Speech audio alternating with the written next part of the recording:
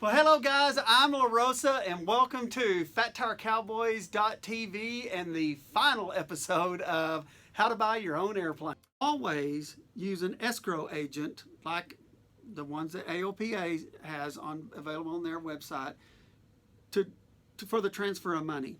Okay, so you understand that the escrow agent protects your money until the transfer is made. Everybody's transferred logbooks and paperwork and things like that and then the money's transferred.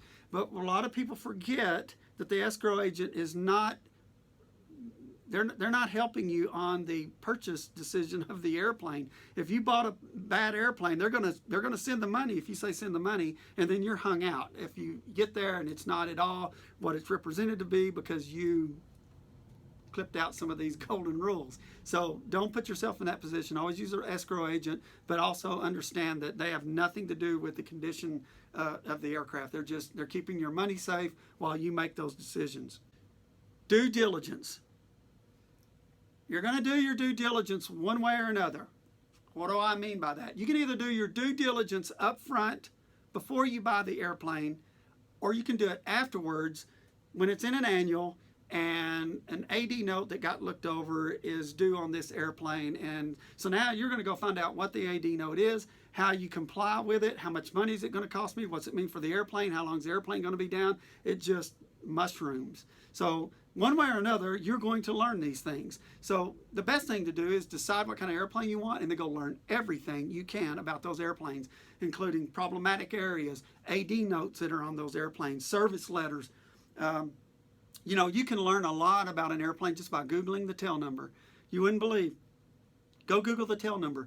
If there's an accident and the news covered it, a lot of times they have the N number of the airplane on the news coverage. And guess what? It shows up on a Google search. So, and obviously also go look at the FAA accident database. Search it there to find out if it's been in an accident. And you know, you may say, well, the guy told me that it's been wrecked. Well, go look at the accident reports. You can learn a lot. You know, yeah, I know that in the logbooks it said the aircraft was geared up, but they didn't tell you that it went through a stand of trees and ripped the gear out from under it to make it gear up. So go look at those things. Learn all that you can about the airplane. Another really, really good place to find out information about the airplane you're buying is particularly the ones with strong owners groups, you know, the Piper groups and things like that. Go on the owner search, go in the owners group and search the topics for the tail number of the airplane, or just start looking through all the twin Comanches, or, you know, that's not an entry-level airplane, but they have a very strong owners group, and you can look through there and you can find out what they, you know, for that airplane, you may find out that they had an electrical problem, you know, they had a voltage problem with the airplane, and they were asking other members, how do I fix this? Maybe they fixed it, maybe they didn't, but you're at least aware that they went through that problem, and now you know to go look and see if the problem was ever resolved, because sometimes they're never resolved.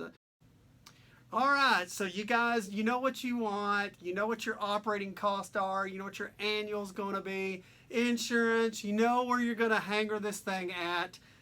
So the very first thing to remember, be patient. Hey, the hunt is the fun part. You meet a lot of different people and things, and that makes it a lot of fun. So remember that the hunt is the fun part.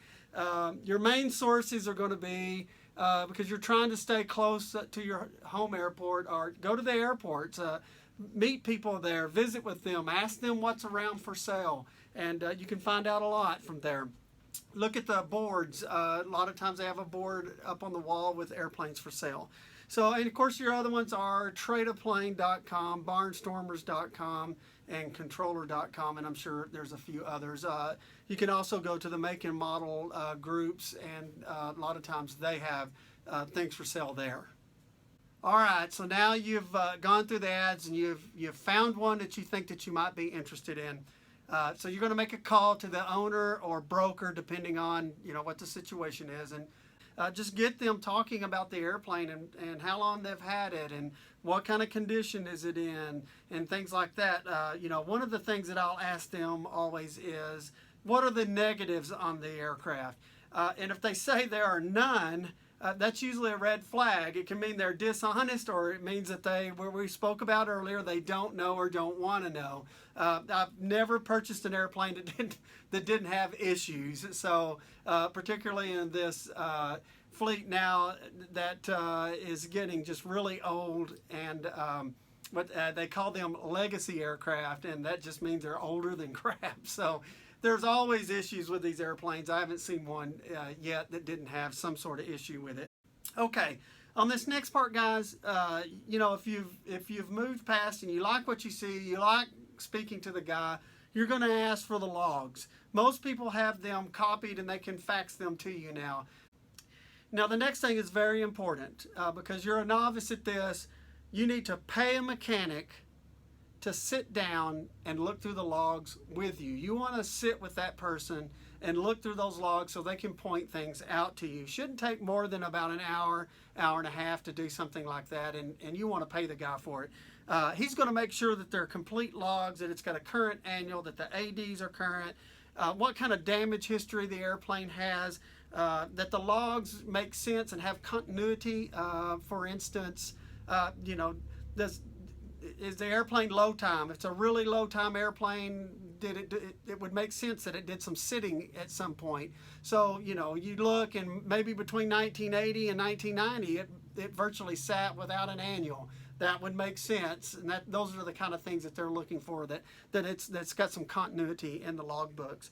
You know, and make sure that the prop logs are there, and you also, a lot of times people forget to make sure that the prop log actually matches the prop that's on the aircraft, that the serial numbers match, and that propeller actually is certified for use on that aircraft. Okay, so you've had your mechanic look through the logs, and you're still impressed and think the aircraft's worth looking at. So you're going to call the owner, seller back and ask them for a time that you can come take a look at the airplane. So, you know, the things you're looking for are almost like a pre-flight. You're walking around the airplane, you're looking at the control surfaces and things like that for bubbled paint, hail damage. You know, the bubbled paint can indicate corrosion underneath the paint. So you're looking for bubbled paint. Leaks. Is it leaking oil? Is it leaking, which leaking oil is not that uncommon. I can't get this Skywagon of mine to stop leaking. But you know, is it leaking fuel? That's always usually a very expensive fix. You're looking, you know, feel of the controls. Are they free or correct? Are they binding? Do you hear any weird noises as you move the controls?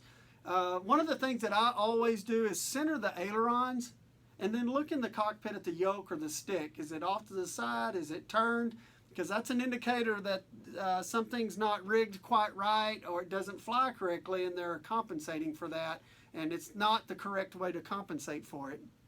Okay, so all of those things check out. Now you want to fly the airplane, and always offer to pay for the fuel in the aircraft when you do this. It's just polite. It shouldn't take you more than 30 minutes to take the test flight. You know, you're going to go out, you get up, just do some basic turns, slow flight, put the flaps down, things like that, just to confirm that the rigging is all good on the airplane, that it doesn't try to roll off hard left or right ever, or it doesn't have any weird slow flight characteristics or anything like that. Then you'll want to take it up to a cruise altitude and go cruise settings, you know, full power. Get the mixture set and leaned out, and there's some things that you want to note. You want to note your outside air temperature, your indicated airspeed, RPM, the manifold pressure if it has one, cylinder temps, exhaust gas temps, oil temp, oil pressure, and what's my other one down here? Can I look at? I'm going to cheat. On the oil pressure, change the RPM of the engine and see if the oil pressure, there should be some fluctuation but not a lot.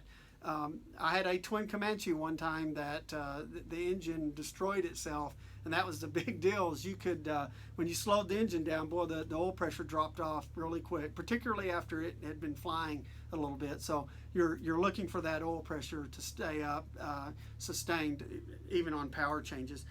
You want to, if you can, if it's got a GPS in it, like a 530 or something like that, get it to figure the true airspeed for you, and then you'll have a real good understanding of how fast the airplane is it rigged correctly, and things like that.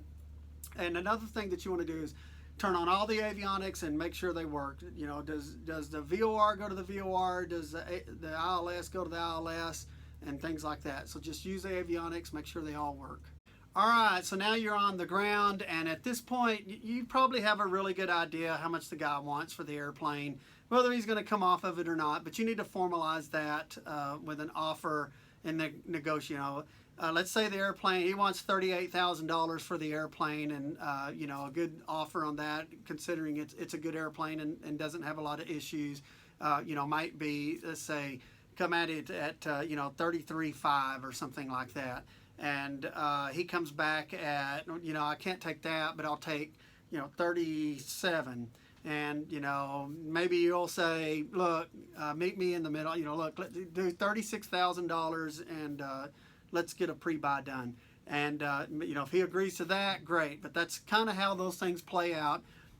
So you've got, you know, $36,000 you're purchasing this airplane. $1,500 is probably a pretty good deposit on an airplane like that. That is refundable. All right. So the next thing you want to do is draw up a simple agreement that you type yourself. It's not anything fancy. It's just both signing an agreement with details listed on how and the sale is, the pre-buy sale is going to go, and so that everyone knows what to expect. That's your best thing, and you're going to send this to the escrow agent so that they know what the two of you have agreed upon. So, and one of the things that is going to say is that it's a $1,500 deposit, or whatever you determine between the two of you is acceptable. You've got a $1,500, let's say you have a $1,500 refundable deposit, and that you are both agreeing to a pre-buy inspection at the buyer's expense, that there will be no airworthiness issues, that all the logs are present, and that there are no encumbrances on the title of the aircraft at closing. If he has it financed, obviously it's gonna have an encumbrance on it for now. So with the airworthiness issue, let's say that your mechanic's inspecting the airplane and finds an airworthiness issue. There's a couple of ways to go with this. So, and this is you need to put this in your agreement. So if you find an airworthiness issue, one of two things can happen. Either the owner pays to fix it, pays that mechanic right then to fix the issue, or the mechanic can fix the issue and the owner will deduct it from the price of the airplane. All right. Another thing that can happen is, and you want this in the agreement, is the owner can decline to fix it. If he declines to fix it, it cancels the sale and the deposit is refunded to you. All right, so another way that you can do this is, and this is particularly a good tactic if the aircraft has been sitting a long time and the owner is convinced there's nothing wrong with it. And a lot of times this is a good way to ferret out whether the guy's kind of being straight up with you or not.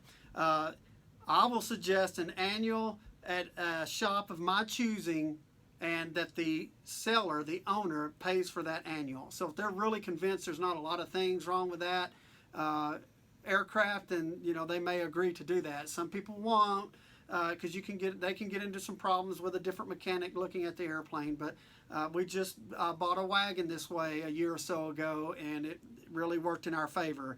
I estimated that it was going to cost $10,000 to annual the wagon because it had been sitting for 7 years, and I was wrong. It took $13,000 to annual the airplane and get it back up to speed. So that's just an example. It doesn't take long for that kind of money to rack up. So if it's been sitting a long time, this is a particularly good way to get one purchased. So, you know, on that one, again, the owner pays for any airworthiness issues, but you also want to state in there that he has the right to decline to fix anything on the airplane, but it cancels the sale and the money is refunded back to you from the escrow agent. Here's something that a lot of people forget about, and it gets people in trouble.